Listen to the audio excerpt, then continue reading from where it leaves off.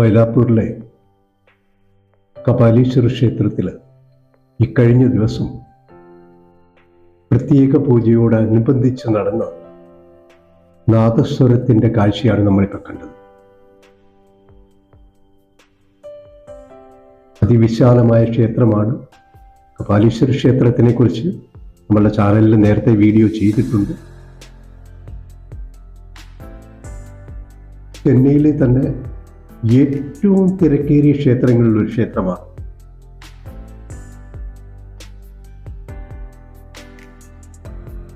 ബ്രഹ്മദേവൻ നേരിട്ട് പ്രത്യക്ഷപ്പെട്ട് ശിവലിംഗം പ്രതിഷ്ഠിച്ച് പൂജ നടത്തിയ സ്ഥലത്താണ് ഈ ക്ഷേത്രം നിലകൊള്ളുന്നത്. നിത്യവും ആയിരക്കണക്കിന് ഭക്തരെത്തുന്ന ക്ഷേത്രമാണ്.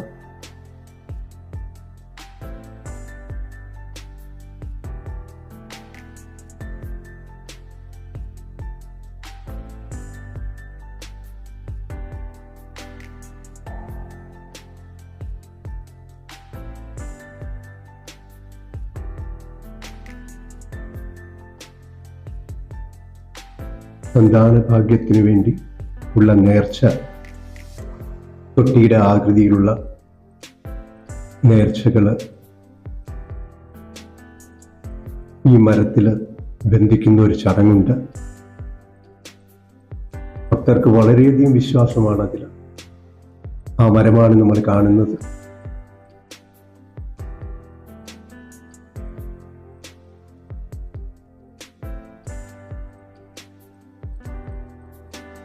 കപാലീശ്വരന്റെ അനുഗ്രഹത്താൽ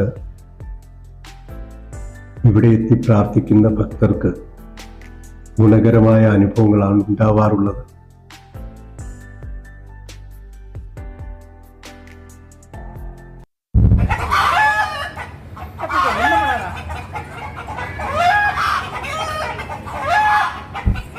വളരെ വലിയൊരു ഗോശാലയുണ്ട് ഇവിടെ. അതുപോലെ കോഴികള്, പൂച്ചകള്, ധാരാളം മൃഗങ്ങൾ. ഇത്രയും തിരക്കേറിയ ക്ഷേത്രത്തിൽ ധാരാളം മൃഗങ്ങൾ, പക്ഷികൾ ഒക്കെ ധാരാളമുണ്ട്. ഗോശാലയൊക്കെ നമ്മൾ കഴിഞ്ഞ വീഡിയോയിൽ കാണിച്ചതാണ്.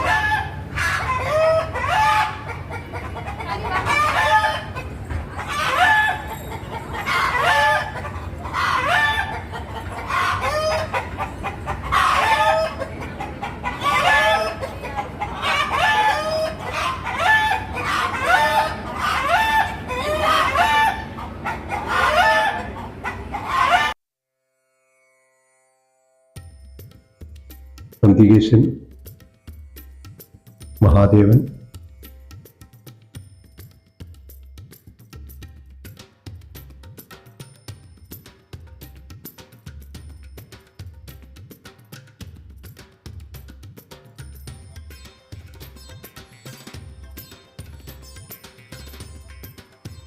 നന്ദികേശന്റെ ചെവിയിൽ മഹാദേവനോട് പറയേണ്ട ആവശ്യങ്ങൾ, കാര്യങ്ങളൊക്കെ പറയുന്ന ഭക്തരെ നമ്മൾ എല്ലാ ക്ഷേത്രങ്ങളിലും കാണാറുണ്ട്. ക്ഷേത്രത്തിലെ കൊടിമരം,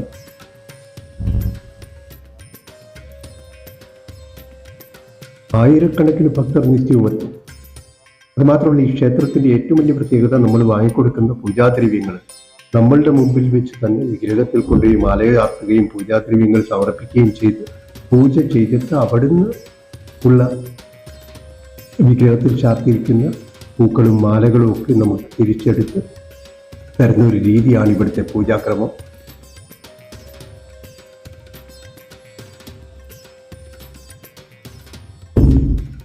പ്രത്യേക ദിവസങ്ങളിൽ വളരെയധികം പൂജകൾ നടക്കുന്ന ക്ഷേത്രമാണ്.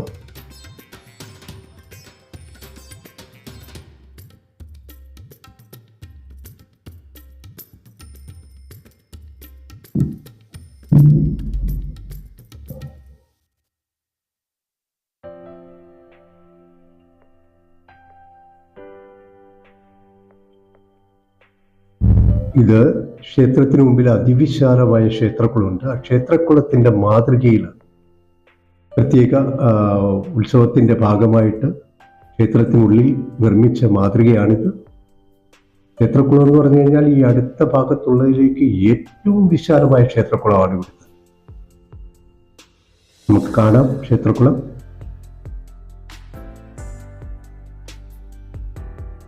ഭക്തർ നിക്ഷേപിച്ച നാണയത്തുട്ടുകളാണ് കിടക്കുന്നത്. ടാങ്കിൽ വെള്ളം നിറച്ചിട്ടുണ്ട്. ആ വെള്ളത്തിൽ ധാരാളം മത്സ്യങ്ങളുണ്ട്.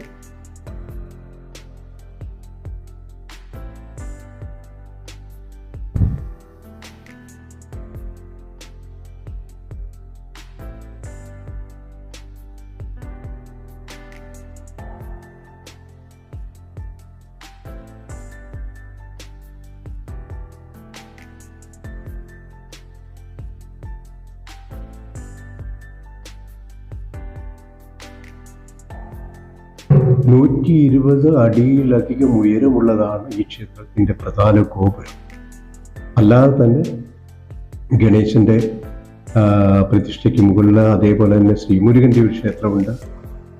ഈ എല്ലാ ക്ഷേത്രങ്ങൾക്കും മുകളിലുള്ള ഗോപുരങ്ങൾ അതിമനോഹരമായ ശില്പഭംഗികൾ കൊണ്ട് നിറഞ്ഞ ഗോപുരങ്ങളാണ്. ഇത് ദർശന മണ്ഡപം. വളരെയധികം നീളത്തിലുള്ള ധാരാളം ഭക്തർ, ഏത് സമയവും നമ്മൾ നോക്കുമ്പോൾ ധാരാളം ഭക്തർ എപ്പോഴും ഇരിക്കുന്ന ഒരു സ്ഥലമാണ് ദർശന മണ്ഡപം. ശിവക്ഷേത്രങ്ങളിൽ അങ്ങനെയാണ്. ദർശനം കഴിഞ്ഞു കഴിഞ്ഞാൽ ഉടൻ തന്നെ ഭക്തർ മടങ്ങിപ്പോകാറില്ല. അവിടെ കുറച്ചു സമയം വിശ്രമിച്ചിട്ടാണ് പോവുക.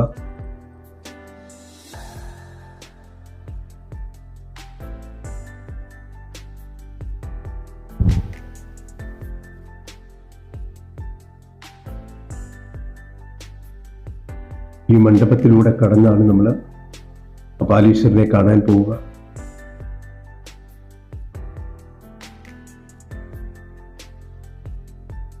അത് ശ്രീമുരുകന്റെ ക്ഷേത്രമാണ്. വളരെ വിശാലമായ ക്ഷേത്രം.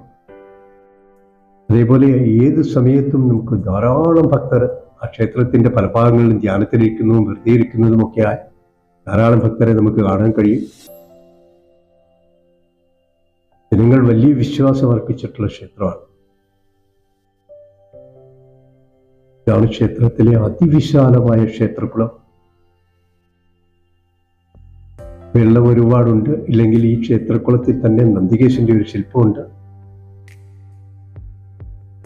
നമ്മൾ ക്ഷേത്രത്തിനുള്ളിൽ കണ്ട അത് നിർമ്മിച്ചിരിക്കുന്നത്, ആ മോഡല് ഈ കുളത്തിന്റെ മോഡലിൽ നിർമ്മിച്ചിരിക്കുന്നതാണ് നമ്മൾ അകത്ത് കണ്ടത്.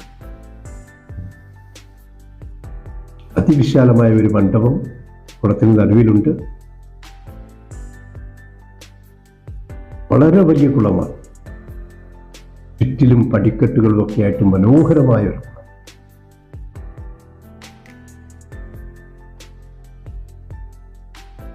മഹാദേവന്റെ അനുഗ്രഹം നിങ്ങൾക്ക് എല്ലാവർക്കും ഉണ്ടാകട്ടെ എന്ന് പ്രാർത്ഥിക്കുന്നതോടൊപ്പം നിങ്ങൾ ഈ ചാനൽ ഒന്ന് സബ്സ്ക്രൈബ് ചെയ്യണം. അതേപോലെ തന്നെ നിങ്ങളുടെ സ്നേഹിതർക്ക് ചാനൽ ഒന്ന് പരിചയപ്പെടുത്തണം.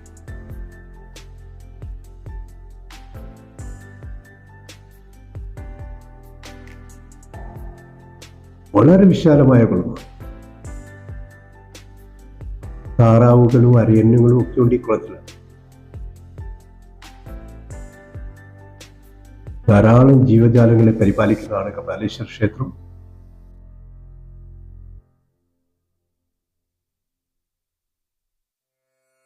ഈ ക്ഷേത്രത്തിന്റെ പ്രകോശത്തെ ഗോപുരത്തിന് വെളിയിലുള്ള പൂജാദ്രവ്യങ്ങൾ വിൽക്കുന്ന കടകളാണ്. നല്ലവരായ നിങ്ങൾക്ക് എല്ലാവർക്കും സർവ്വ നന്മകളും ഉണ്ടാകട്ടെ എന്ന് പ്രാർത്ഥിച്ചുകൊണ്ട് നന്ദി, നമസ്തേ, വണക്കം.